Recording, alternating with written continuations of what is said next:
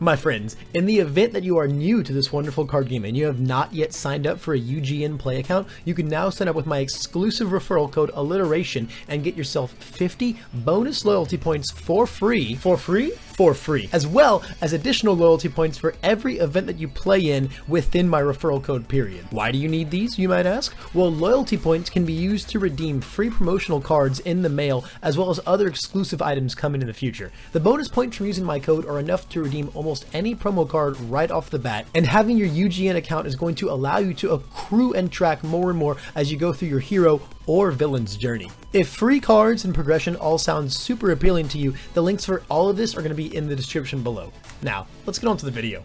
Welcome, my dear viewers, to another Alliteration gaming video. My name's Levi, and today I've got my good buddy Kyle on to showcase his Mineta II deck profile, a bit of an update to the one that we had profiled last time on the channel, some set 3 cards introduced here and there that actually led him all the way to a top 32 finish in the event overall, the most recent Pro Hero National Tournament in Dallas, Texas this last weekend. Kyle, my good buddy, how are you feeling, man? I'm feeling great. I'm really happy with how well I did at both of the events. Despite some minor setbacks at the beginning of the weekend, trying to actually get into Dallas, it was a great time. I had a great time. Got to hang out with a lot of great people and play a lot of cards. Yeah, man, you piloted this deck all the way to a top 32 finish in the MHA tournament, and then in the standard format tournament the previous day, you piloted Jackie Briggs all the way to, I think, a top 8 finish overall? Yeah, yes, so top 8. So a very, very cool double top cut weekend for you. Definitely worth persevering and finding your way into Dallas one way or another. So as I said, we profiled this this deck once before on the channel. So there's not really a whole lot going on here changes wise, just some new set 3 cards added in. But they are very relevant cards. We are going to want to talk about them. But I first want to kind of just get your word on the event as a whole. Why you like Mineta so much, exactly what he does for you. Give us a little bit of a fresher up on that. And then tell me why you decided to take him to this tournament. Well, overall, the event as a whole, I think for the most part, other than a few things that I'm sure most people have heard about, the event was very, very well run. I will say it was pointed out to me towards the end of Tops that there was a mirror on the ceiling, and you could totally look at the opponent's hands in certain areas of the building. So that was definitely something that Jasco should look at again. Overall, the event was a great time. I had a lot of great rounds. I think the best part about the event for me personally was just I finally went through an entire event and didn't have to deal with people giving me crap about my deck. Oh yeah? Yeah, that was nice. That was nice. Yeah, I mean, that is the curse sometimes of being the Mineta II player, is not everyone is always very into what exactly you're doing. Yeah, exactly. I get it. It was just refreshing, you know. Yeah, I mean, we were in a room full of extremely experienced and very, very knowledgeable players, so I'm sure you got a lot of credences for your deck.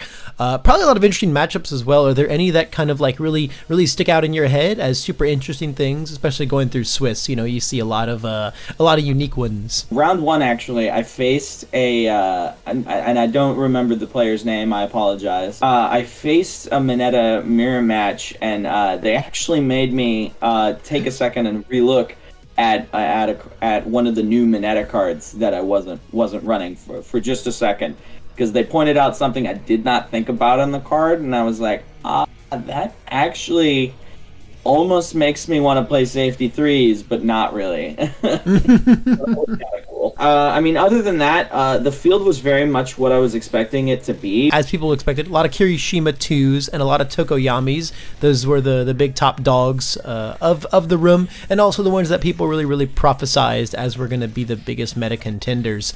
Can you kind of tell me how do you feel about Mineta going into those guys? I have to imagine that's mostly why you chose to bring him. Yeah, so my matchup against Bird is pretty much, as long as if he doesn't put out 31 damage on the first turn, his ability to kill me just dwindles from that point on, because generally I'm going to be able to get like 1 or 2 momentum, and then it becomes extremely difficult for that Bird to actually finish out the game against me. because I have so many disruption tools and ways to just like mess with what he's doing between my main and my sideboard. So the bird matchup is actually very, very good. And the Kirishima matchup specifically is like way, way in Mineta's favor, I think. Because first of all, one of his abilities, while it's not shut down, he can still use it to take less damage. The ability where he cuts the damage in half, I could care less. You only need it to deal 1 damage and go to momentum. Yeah, exactly. If I can get the 1 damage through, I'm totally fine. And so that being an issue, that being a thing helps a lot in that matchup. But then you also mix in the fact that the 2 major builds of Kirishima that are running around, which are the like high speed kicks build and the punches build, like have major weaknesses to Mineta. The high speed kicks build, I can just zero it out, and then they have the speed doesn't matter, right? And then the punches build, a lot, if not most of that deck is mid. My build of Mineta is a deck that has like 42 mids or something like that.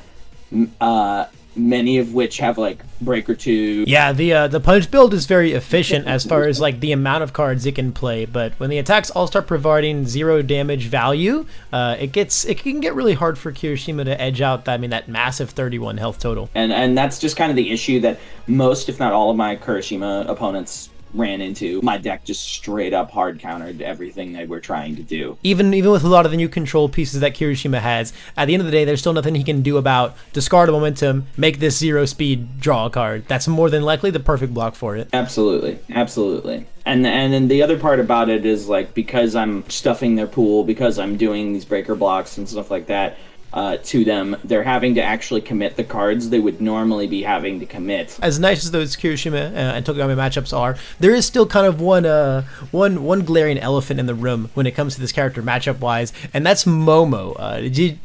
That is the thing that ultimately ended up taking you out in the top 32 spot. How do you feel about that Momo matchup in the set 3 world? Do you feel like it's gotten any better, any worse, any new tech? So I very much think Mineta has at least a 50-50 or better matchup against everything in the field except Momo. Where Momo, he's got like a 95-5 matchup in Momo's favor. Like, yeah. It's really, really bad.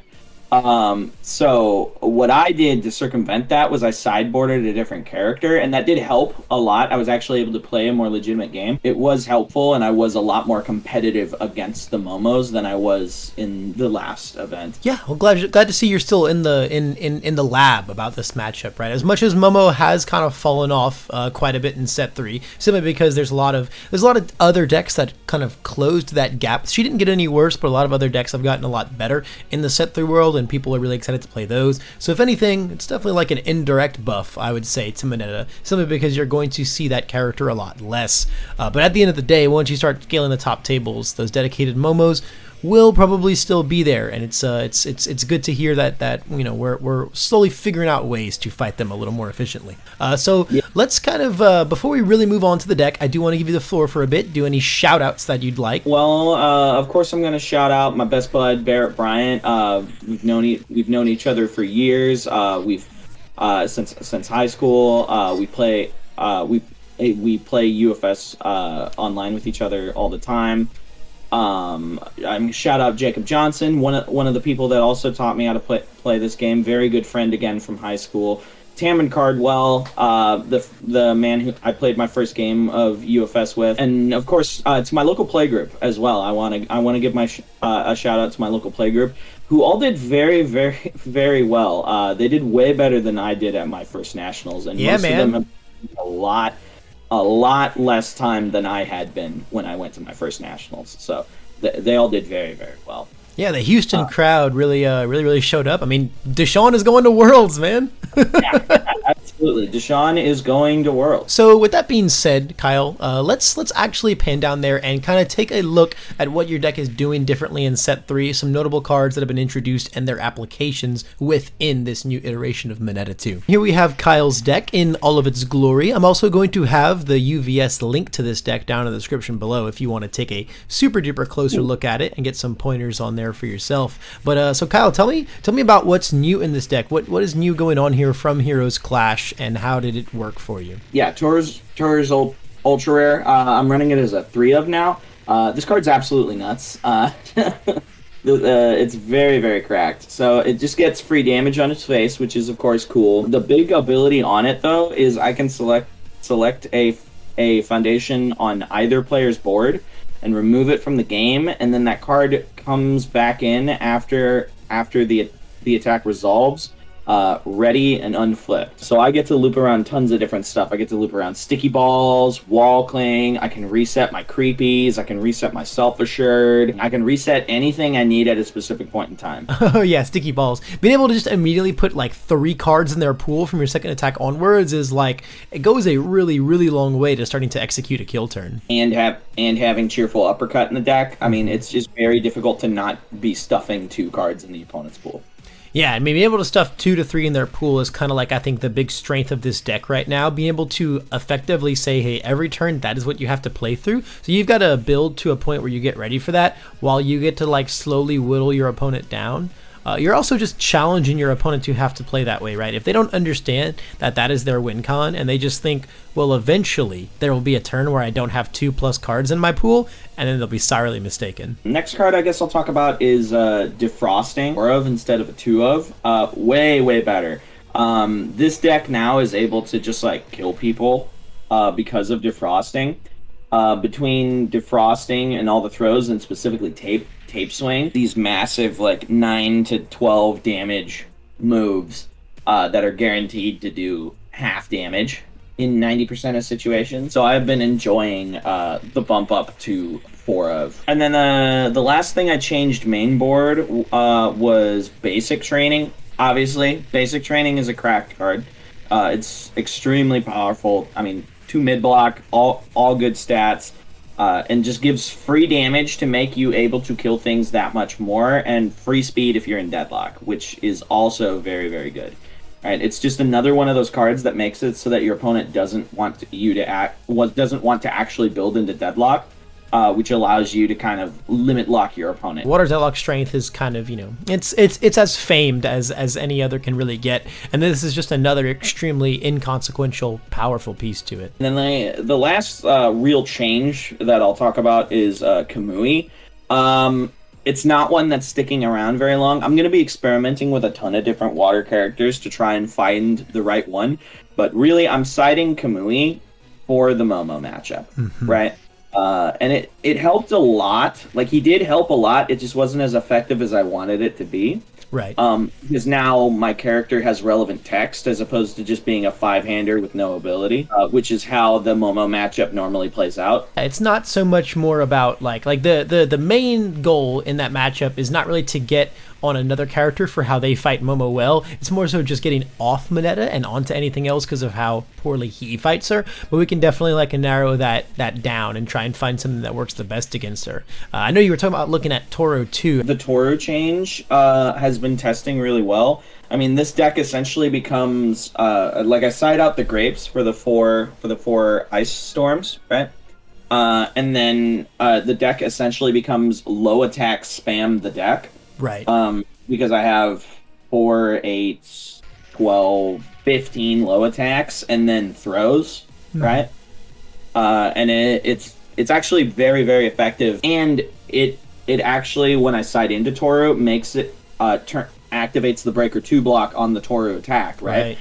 So the deck ends up having 11 2 mid blocks that do something to the opponent when I block with them. I mean, the rest of the deck is just very, very solid water foundation bases by the looks of it. You've got your wall cleans, you got your tapes, your creepies. I love the one of self assured. It's a very cool one of. Only 2 of ice gliding is kind of interesting, but our character does make 0 speed. Cutting the ice glidings was really because it was a 4 of in my previous build. It was me trying to compromise to find room for all 4 struggling with studies, all 4 surviving finals, all 4 basic training, and all 4 tape. Right? Yeah, I mean, the struggling with studies is just so much more important than it ever was before in this format with so many Seize the Advantage decks running around. You've got to be able to protect your key pieces. It also rounds out our we've joked a lot about the very, very suspicious block zone disparity in this deck. I think you've got 10 lows and 17 highs. Maybe something like that. I definitely valued having high blocks a little more in this deck, just because highs are a little more prevalent in more decks right now. Yeah, I mean, Tokuyami's got so many scary highs. You have to always got to have it for the ruin. Looking at the meta, I'm kind of valuing highs more. If the meta changes a little bit and lows become a little more scary, maybe I'll swap it around to the lows a little more. Sure, yeah. At the end of the day, though, you know, I mean, we've got 4 tapes and 4 wall clings in the deck, and the 1 self-assured. So those are kind of right. Like those are our disguised block zones, right? You know, we have. Absolutely. Yeah, we have like 40 mid blocks in this deck, but we can also mitigate that. In all honesty, I have like 25 lows and 30 highs. Like, yeah, it's extremely disguised numbers. Can't really take them at face value. I really love the updates that you made to this deck, Kyle. I can definitely see why it took you so far, and will probably continue to take you super far throughout the rest of this competitive season. Hopefully, we will see. And there you have it, guys. That is how to survive forever, clog their card pool, and make the opponent's life absolutely miserable with Mineta II. Kyle, thank you so much for coming on and sharing this really cool deck with me for a second time around, but we got to get the updates out there. And of course, a awesome top 32 performance is very, very worthy of such a showcase. And if you want to see a further breakdown, a full breakdown of the whole deck card by card, I'll have the other profile that we did in the past with this deck. It's very, very, very, very similar aside from the new set 3 cards. I'll have that linked below so you can get a really full in-depth vision into everything that this deck is all about doing. And guys, if you really liked this video and like that one too, you should leave me some feedback down below in the comment sections or via the like and dislike button. And if you want to see more really, really cool stuff like this, hit the subscribe button. That's going to let me jam all of my MHA CCG content down your newsfeed. I'm putting out 6 videos a week. We're talking deck profiles like these. We're talking national level overviews and showcases and coverage, meta discussions left and right, and a ton of gameplay. So if all that sounds really cool, I would love to have your support. But for now, that's all the time Kyle and I have both got for today. Thanks again to you guys for making it all the way to the end of this video. And Kyle, thank you again for coming on and letting me show off this super, super wicked sticky deck. No problem. Thanks a ton from us both for making it all the way to the end of this video, and we'll hopefully see you guys in the next one.